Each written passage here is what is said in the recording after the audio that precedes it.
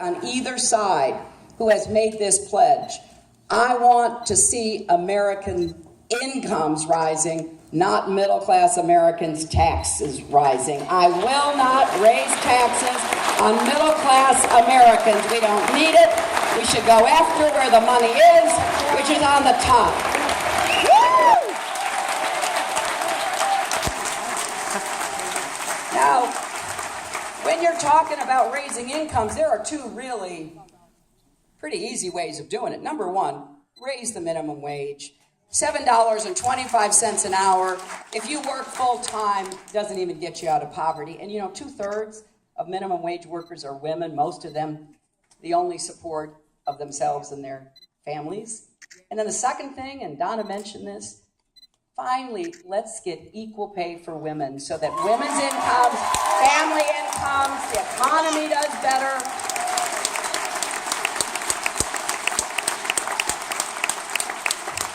Now, everything I've just said, the Republicans disagree with.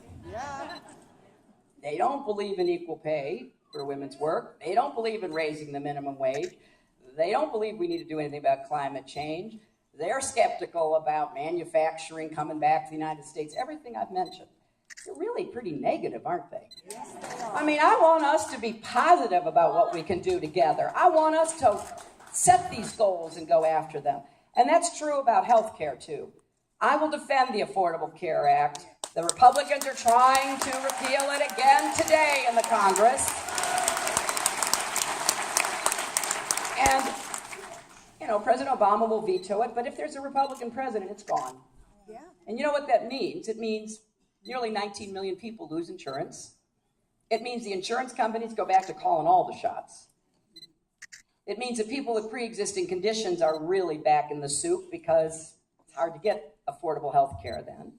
And it means that women pay more for our health insurance than men, which is the way it was before. That's right. So we've got to improve the Affordable Care Act, not rip it apart and get rid of it. I want to go after out-of-pocket expenses. They are too high. Deductibles, for example. More competition is needed in the insurance market. And we've got to go after prescription drug costs. They are skyrocketing. And whether you're on Medicare or Medicaid or private insurance, the cost of prescription drugs is going up double digit. Nothing else is, but that is. There are a couple of facts about this I want you to know. First, we in the United States pay the highest price for prescription drugs in the world. And think about how unfair this is to us. We as taxpayers, we support the National Institutes of Health, and I'm glad we do. They are the greatest research institutions in the world. As taxpayers, we support the Food and Drug Administration, which tests drugs to make sure they're safe and effective, and we end up paying the highest price for those drugs. Why?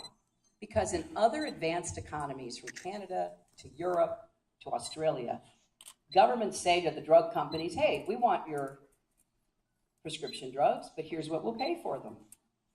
We're going to give you volume. You're going to give us a discount. We've all done that, right? The Republicans have made it illegal for Medicare to negotiate for lower drug prices. I'm going to go right at that, and I need your help on that. When I'm president, I need you to stand up and demand that Medicare get to negotiate for lower drug prices. The other thing I'm going to do is take away the tax benefit the drug companies get for running television advertising.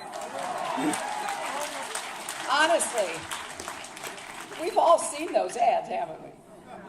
You know, people running through fields of wildflowers, walking on the beach, and then the name of the drug is on the screen. It's usually kind of unpronounceable, and music is playing softly, and then there's this voice which says, please be careful if you take this drug. Your nose could fall off, and other bad things could happen to you.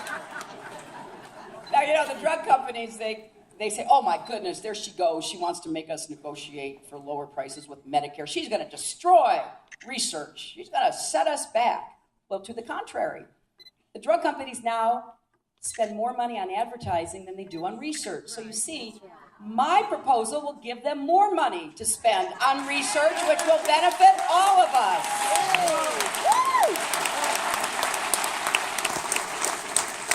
And there are three big issues, Donna mentioned them, that have to be part of comprehensive health care reform. First, we do need to support caregivers and caretakers in America. And I've met so many people taking care of children, taking care of spouses, taking care of parents, grandparents. If they all stopped tomorrow, our nation would lose about $300 billion of free care a year, because that's what it would cost to replace the care that is done from somebody looking after a loved one.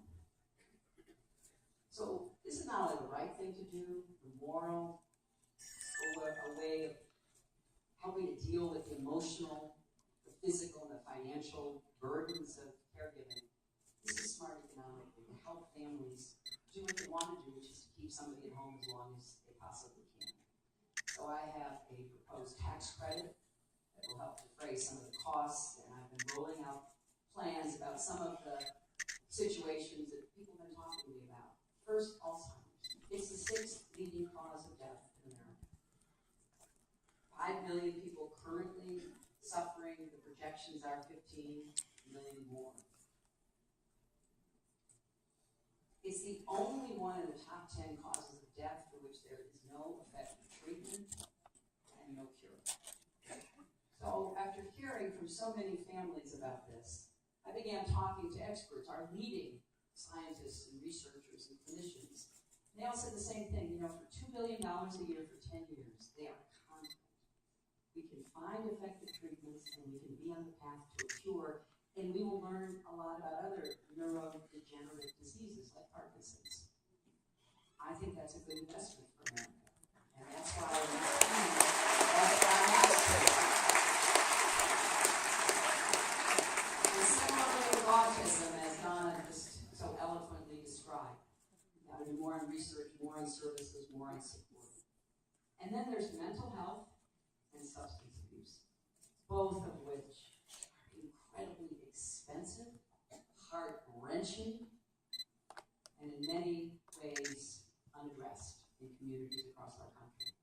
We're supposed to have parity. That means you have a mental health problem, you're supposed to get taken care of just like if you have some kind of physical problem. There shouldn't be any distinction, because the more we learn about genetics, the more we learn about the way the body works, we know there are connections. And so we have argued very hard to remove the stigma on mental health. And I'll be rolling out a comprehensive mental health plan later this month. When you run for president, at least for me, I can't speak for anybody else, people come and talk to you about the most personal things in their lives. I've had a lot of small events where I could really listen, but even after I finish here and shake hands, people will say something to me. They'll say something about their son was bipolar, their daughter is schizophrenic, their depressed husband who can't go back to work. And this is costing us money. It's breaking up families. And there's more we can do that is actually cost effective. That's the same for substance abuse. Alcohol and drugs take a terrible toll on people. And the overdose rate that leads to both death and damage, long-lasting damage, is going up. In a place like New Hampshire, you wouldn't think of it. We have a heroin epidemic, one of the highest rates of overdose deaths in America, in New Hampshire. So I am advocating that we get smart about this, because you know what happens. We send people to jail. We send them to the emergency room. They cycle through. We do it again and again and again. It doesn't solve the problem. And I want to brag on Reno, Nevada for just a minute. I was there last month, and I went to visit a program that was started by the sheriff's office in the county and Catholic Charities, who said, you know what? We keep seeing the same people. They started with alcoholism. They're going to move on to drug addiction. So we keep seeing the same people. We pick them up off the streets. We send them to jail. They sober up. We let them out. same thing happens, or maybe they end up in the emergency room in the hospital, we have to call the ambulance for them. But this is just not working. So they came up with this great idea to create a residential facility to give people the option of going in, and they have to be tested 3 times a day, they have to do some work, they have to get some counseling. It's a safe place for them. I visited, and I was really impressed. But here's what impressed me the most. The sheriff said to me, our first year, we saved $4 million in our budget. It is so much more expensive with somebody in jail or somebody in the hospital than a facility like this. So we got to get smarter. It's the right thing to do, but it's also economically smart. And then on education, just quickly let me say, I know we've got some former and retired teachers here, and I want to thank you for being our educators and working with our kids. And I want to be a good partner to our teachers to make sure we do what works. And nobody knows better than that than people who are actually in the classroom with our kids. But I think we should start with early childhood education so more kids get prepared to be successful when they go to kindergarten and first grade. Don't fall behind. Don't drop out. And then you got to make college affordable. And it is now out of the reach of too many families in America. I have a plan to do that, and I also have a plan to bring down the student debt. If you can refinance your home mortgage, refinance your car payment, you ought to be able to refinance your student debt. Save thousands of dollars. Get out from under that debt burden. So, the next president has to make the economy work for everybody, and that's not just jobs, although that's my highest priority. It's not just raising incomes, although that's the centerpiece of my plans. It's how all of this fits together. So we're smarter about what we spend money on and how we support families so that people can get ahead and stay ahead. The second big challenge for the president is how do we keep America safe and how do we maintain our strength of leadership in the world? And here is where I feel that I bring the experience to the table. As a senator